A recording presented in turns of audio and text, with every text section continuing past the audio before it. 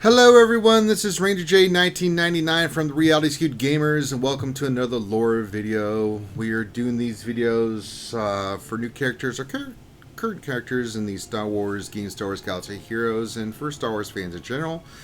And these are just a kind of an introduction to for that beginner out there that doesn't really know much about the lore of these characters. We want to kind of give you a little taste of what you can know about the lore and mythos about these guys and gals, and maybe get you interested in learning more with the beginning stuff that we've got in here. So with that, let's knock out a few things. Again, these videos are done with more of a podcast feel. It's just going to be me talking at you and telling you what a little bit about the characters.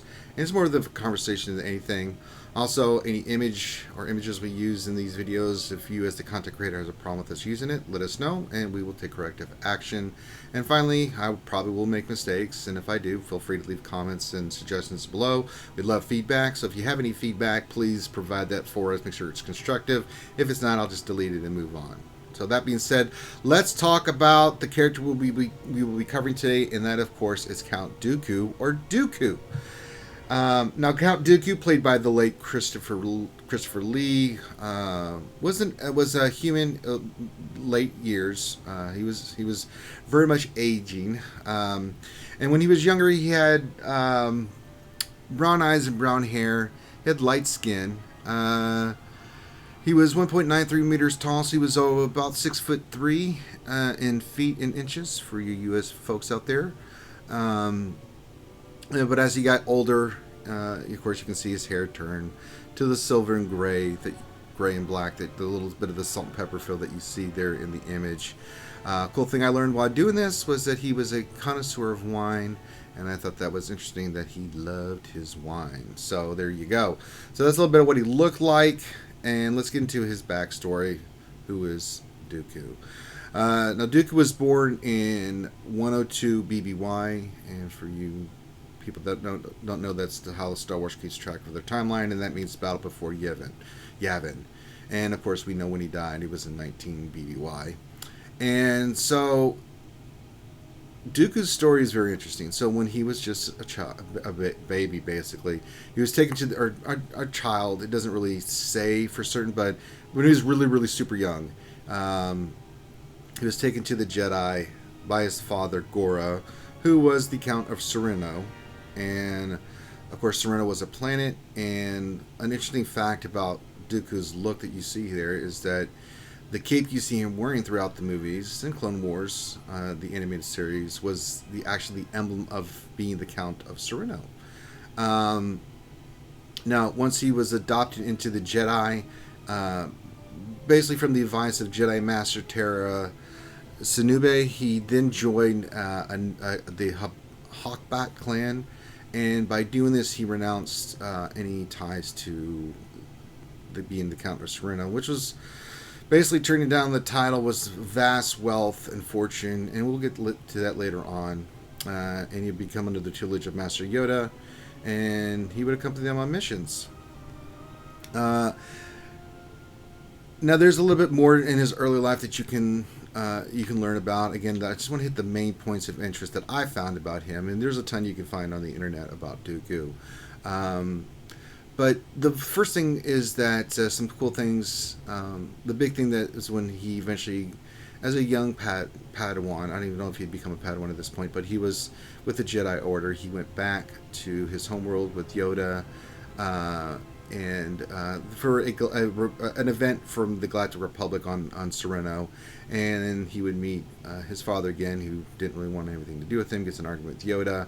But the big thing is he met his sister Jenza, and the two of them would become really close, and she secretly would send him a communicator that they would communicate with during this time to each other. So he had a really close relationship with his sister. He also had a brother who he was not close with, but his sister he did. And we'll get to his brother much further on when we get to his story. Now, we jump ahead. Dooku would go on to complete his trials and become a Padawan. And how he became a Padawan is he had a duel with Cypher Dyas, who he had met earlier, and him and Cypher Dyas would become friends. And during the trials, he basically fought Cypher Dyas blindfolded, and I had to read this, but blindfolded with one arm behind his back. So he literally did what we all wish we could do, and he was successful. And he was hoping to be picked by a certain Jedi Master, Lenny Costana, but she chose Sifo Dyas, and he was upset when that happened because he really wanted to be their Padawan, but wasn't too bad. It worked out for him because Yoda made him his apprentice. So he became the Padawan, officially an apprentice of Grandmaster Yoda. I don't know if he was Grandmaster at the time, but he was Master Yoda at that time. So we kind of move ahead. Again, early stages of his life. It was right after this that they go on a mission in 84 BBY. Where he joins Master Costana and Sifo Dyas, and they've been sent on a mission to track down a relic on Hakotei. I don't know if I'm saying that right. Hakotei, so Hakotei, or Hakotei. And while they were doing this mission, he gets ambushed by a dark sect on the planet, and he was captured. And they were basically going to sacrifice him and use him as part of their dark side ritual.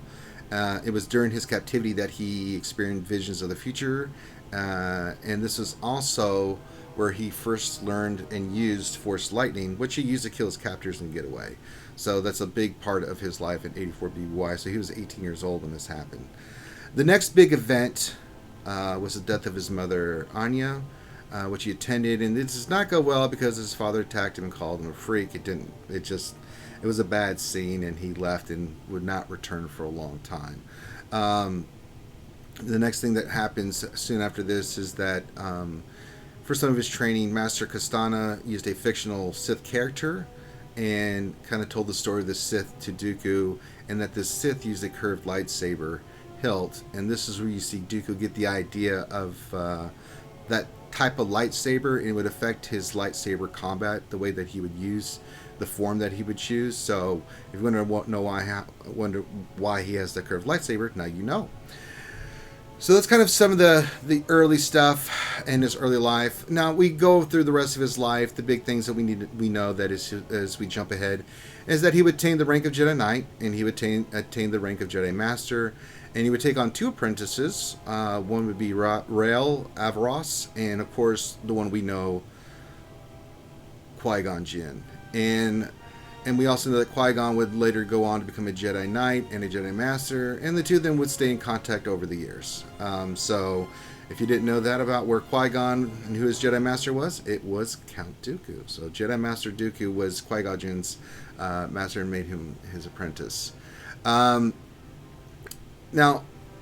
he does this. He stays at the temple. He's a Jedi for a very, very long time.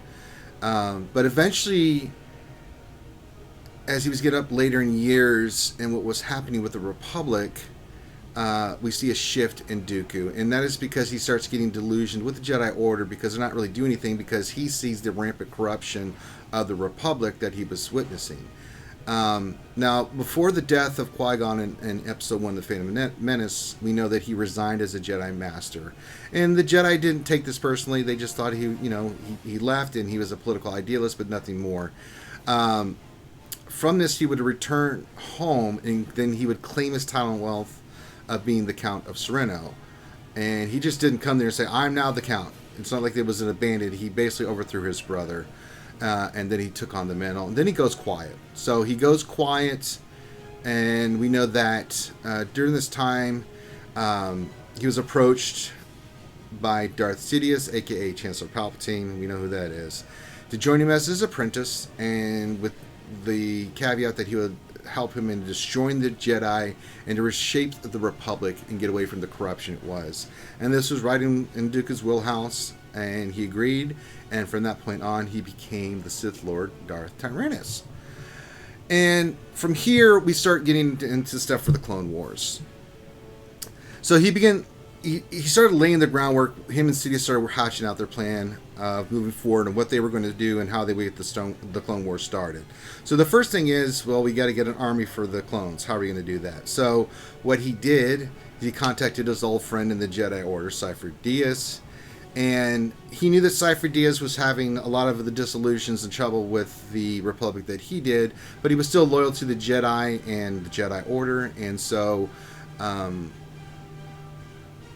he stayed with the Jedi. But Dooku gave him the idea that what would be great if he would just go and get an army for the Republic started. And so Cypher Diaz thought this was a great idea, and he went and ordered the clone army from the Caminos, from the Caminians on Camino. Oh, good Lord.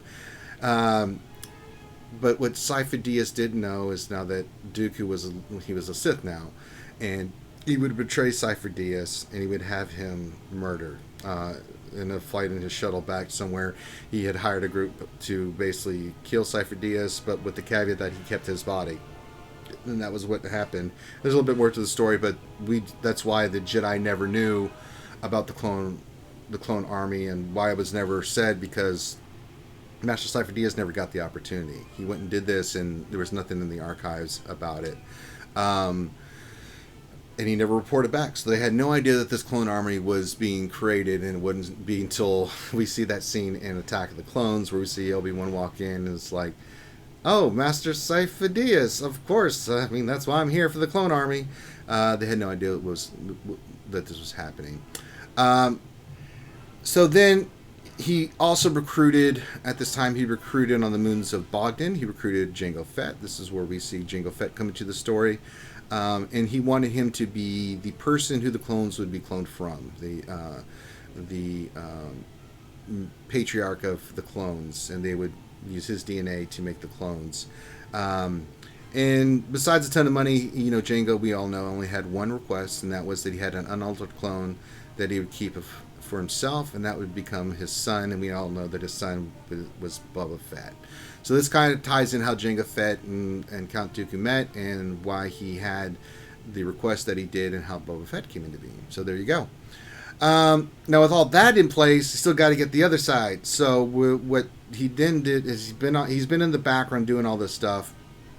He then comes out publicly. He's now the Count of Sereno, and he uses his influence, and he gives this huge speech about the corruption of the Republic and the failings of the Republic, and a lot of the Outer Rims systems that had been filling the bureaucracy. We had seen that, the inaction and just the ineptitude of the Senate and the Republic to do anything with the events that happened in Episode 1, The Phantom Menace. There was a lot of disillusion, and he used that to start recruiting other people to his cause that would become the Separatists. And we start seeing people like Wat Tambor, Newt Gunray, all these guys. He formed the Separatist army, and he lays the groundwork for everything that would transpire that would lead to the Battle of Geonosis, and again, Episode 2, Attack of the Clones. So we don't really need to go into the Battle of Geonosis and what happens there. You see what happens. Dooku, of course, has a confrontation with Mason the Jedi, but the big thing is, of course, he has his one of many battles that we have later on with Obi-Wan and Anakin in the Clone Wars. But also we see, the cool thing is we see his fight with his former master Yoda, and they both fight to a standstill, and then nothing really happens. Dooku gets away, informs Lord Sidious that the Clone Wars has begun, and then you can see that all in the movie. But the fights that he would have, and this now gets into the animated Clone Wars series, and I'm not going to cover all that. If you want to know about the Clone Wars animated series and the involvement Dooku had, he was a major player in that. There's tons of stuff in there. If I was to cover that, we would be here for, good Lord, we would be here for hours. But let's just say that Dooku, he was a big player, and if you want to see how much involved he was, then you can go watch the series. And I encourage you to watch it, because he's a very fascinating character, and we'd have many more confrontations between Anakin and Obi-Wan. Now, some of the big points that I do want to cover is that during this time, he gets involved with two main characters from the Separatists, Asajj Ventress, who he takes on more to become like an assassin, Sith assassin, and General Grievous, who becomes the general of the clone armies. And I'm not going to go into much of their story, other than that Dooku trained them in lightsaber combat and different things that made them really capable of defeating Jedis and killing a lot of Jedis. It was through Dooku's tutelage, and we're going to get into his abilities, but Dooku was an incredible lightsaber duelist. and we'll see why. And he trained them on the aspects of using lightsabers and things of that nature in the dark side, mainly with Asajj. But they were tools. They were tools to be used for the end goal. And but I'll cover more about them when I get to their videos. General Grievous and Asajj have their own huge, rich backstory line, and we'll cover that then. So everything transpires. There's even a thing where it's the waning parts of the Clone Wars. We get the book Dark Disciple. He actually made Quillen Vos Jedi his apprentice. There's just so much rich stuff in the Clone Wars, and I really encourage you to read that. But again, that's going to be more in Asajj's book. But if you want to know more about it and stuff, you can read about the different stuff during the Clone Wars that Dooku gets involved in. There's the Hutts. There's a whole bunch of things, but that's something you'll have to check out. Now, we do know when he dies. He dies in the year 19 BBY, and we can see this in episode Revenge of the Sith. We know that Chancellor Palpatine gets captured. He's taken to the flagship, and then Kenobi and Anakin go and face him on the ship. He has the battle in which he renders Kenobi unconscious, and then, of course, Sith being the Sith, he gets betrayed by Sidious. So think of Dooku at that moment thinking, I've done all this stuff for you, and you you tricked me. And he basically set him up. And when his kins were cut off, and then and Palpatine tells Anakin to kill him, you can only imagine the thoughts running through Dooku's mind after he's done all this incredible stuff. He created the clones, he started the separatist movement, he caused the conflict to happen, he was involved with it, he made sure that everything that was supposed to happen happened. And Sidious wanted a more younger and powerful apprentice who wanted Anakin all along. Used Dooku and discarded him. Good old way of the Sith. So that was at that moment that Dooku dies. We see that he's beheaded by Anakin, and that is kind of Dooku's story. Now, there is a ton of stuff, as I said, so you can go back and read it yourself. I said this is just more of an introduction and some of the points that I found interesting about him that you may not know about. Now, let's talk about his abilities and his skills. Now, when I say Dooku was a highly skillful lightsaber duelist, I'm not joking. Even in his old age, he was a sight to behold. Even as a Jedi, he was known as one of the finest swordsmen. There are only two that were really... Mace Windu was his equal, and Yoda was still superior. But that's about it when it comes to lightsaber combat. And you see this, even through the Clone Wars and everything, you see how good he is by able to fight multiple people with his lightsaber.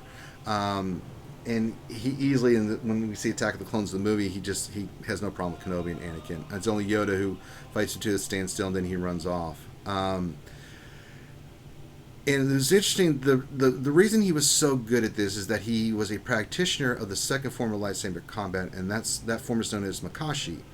And this was rare at this time. So think about it. For 1,000 years, the Jedi had developed lightsaber contexts based off the circumstances that they were facing, which is more blasters and things of that nature. Well, when would you duel somebody with a lightsaber? What was the point? So it was kind of frowned upon and looked at like that's really a strange choice. But he chose it because it was for lightsaber to lightsaber combat.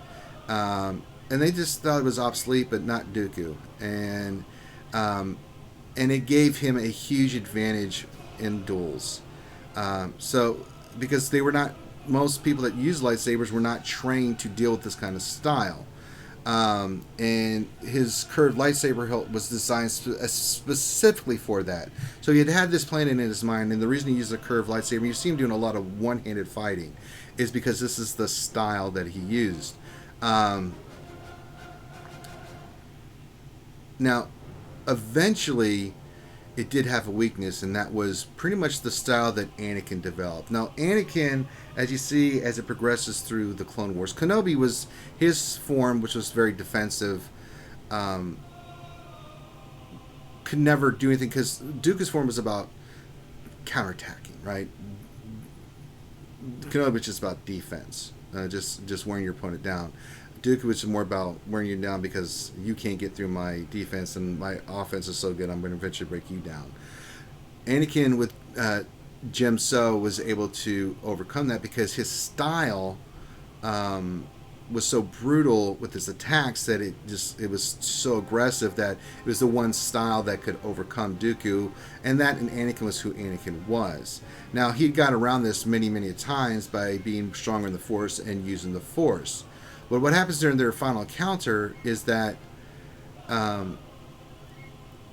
that point Anakin had reached a power level in the Force stronger than him, and he just battered through Dooku's defense. As good as Dooku was, he just wore him down until he was physically exhausted, and that's how he was able to do what he did. So it was pretty. I mean, his form was incredible, and I really encourage you to read more about it. But Dooku was an incredible lightsaber duelist, and it's shown throughout the movies and the Clone Wars, and it's because of the style and the type of lightsaber he used. Now, on top of his lightsaber skills, he was incredibly powerful in the Force. He was exceptionally powerful in the use of telekinesis, which is to be able to grab objects and use them. You see this with his duels with Ventress.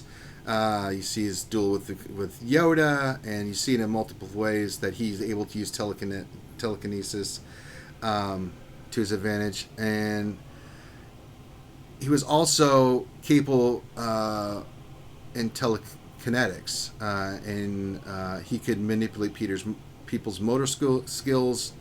He can use force choke, and he can dictate people to do stuff physically against their will. Like if someone just had a blaster on him, he could just force them to use the blaster on somebody else. So if you go back and watch him, he can use force lightning, but he can use telekinesis and telekinetics, and he was really powerful with both. And the fact that he went toe to toe with Yoda, was throwing stuff at him, like grabbing the ceiling and throwing at him. I mean, that's just a taste of what he could do.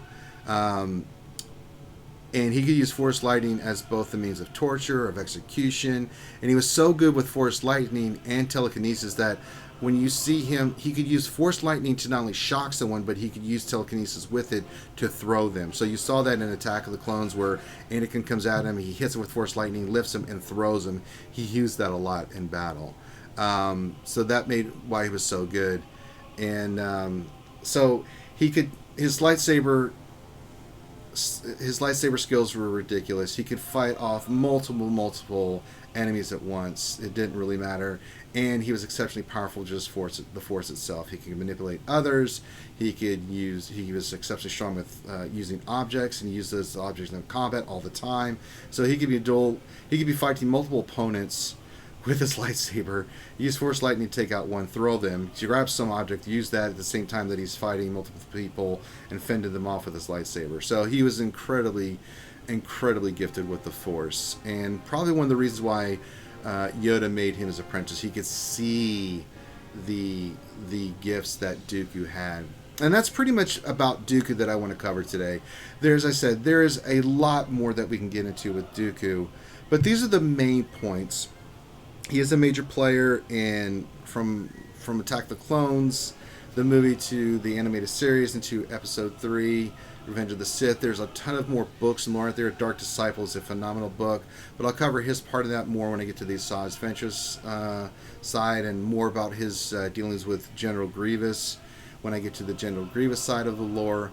But these are some interesting facts and things that I thought you guys may not know about Dooku. His where he's from, his story, the main points that led him to be where he was, where he fell from the Jedi Order, leaving the Jedi Order, becoming a Dark Lord of the Sith, and his participation, the big points of him in the Clone Wars. There's a lot of cool stuff on him. I really like this character. It's awesome that he's portrayed by Christopher Lee, who's just a phenomenal icon, and I think it's a fitting story that we will remember Count Dooku with the face and image of Christopher Lee. And if you don't know who Christopher Lee was, he was also in so many movies, but he also played Saruman in Lord of the Rings. So another cool thing about him. So that's Count Dooku. I hope you guys enjoyed it. I hope this gives you a little insight of the character. With that being said, if you have some suggestions on the next lore video you would like, please do. Make sure you subscribe and like the subscribe to the channel. Give us a thumbs up on the video. And, of course, leave any constructive comments that you want. With that, this is Ranger J 1999 signing off, and we'll see you for the next lore video.